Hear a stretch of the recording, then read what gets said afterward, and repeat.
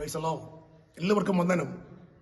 അപ്പോസ്തലപ്രവൃത്തി പുസ്തകം 7-ാം അധ്യായം 5-ാം വാക്യത്തിൽ ദൈവം അബ്രഹാമിന് പറഞ്ഞൊരു വാഗ്ദത്തമുണ്ട്.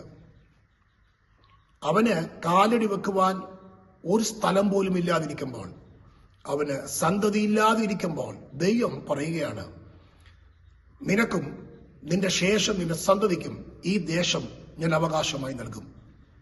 സാഹചര്യം ഒന്നും അനുകൂലമല്ല, അവന് സന്തതിയില്ല, സ്വന്തം എന്ന് പറയാൻ ഒന്നുമില്ലാതിരിക്കുമ്പോൾ ദൈവം നൽകിയൊരു വാഗ്ദത്തം, നിനക്കും നിന്റെ ശേഷം നിന്റെ സന്തതിക്കും ഇത് ഞാൻ അവകാശമായി നൽകും. പ്രിയ ദൈവമേ, ഒരു സാഹചര്യവും അനുകൂലമല്ലെങ്കിലും ദൈവം കൈമാറിയ ചില വാഗ്ദത്തങ്ങളുണ്ട്. ദൈവിക വാഗ്ദത്തങ്ങളുടെ പ്രത്യേകത അത് തന്നെയാണ്. നമ്മുടെ സാഹചര്യം അനുസരിച്ചല്ല ദൈവം വാഗ്ദത്തം കൈമാറുന്നത്.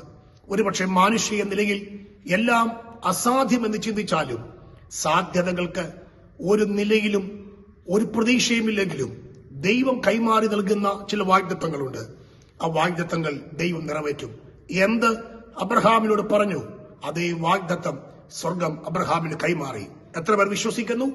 ദൈവം നൽകിയ വാഗ്ദത്തങ്ങൾ സാഹചര്യങ്ങൾക്കപ്പുറം വിശ്വസിക്കൂ, സ്വർഗം നമുക്ക് വേണ്ടി പ്രവർത്തിക്കും. പ്രാർത്ഥിക്കാം. പ്രിയ കർത്താവേ, ഞങ്ങൾ വിശ്വസിക്കുന്നു അങ്ങ് ഞങ്ങൾക്ക് കൈമാറി നൽകിയ വാഗ്ദത്തങ്ങൾ സാഹചര്യങ്ങൾ എത്ര പ്രതികൂലമാണെങ്കിലും അങ്ങയുടെ ഹിതമായ സമയത്ത് ഞങ്ങൾക്ക് വേണ്ടി അത് കൃത്യമായി അങ്ങ് ചെയ്യുമെന്ന് ഞങ്ങൾ വിശ്വസിക്കുന്നു. ആ ദൂതനെ ഞങ്ങൾ സ്വീകരിക്കുന്നു യേശു കർത്താവിന്റെ നാമത്തിൽ തന്നെ.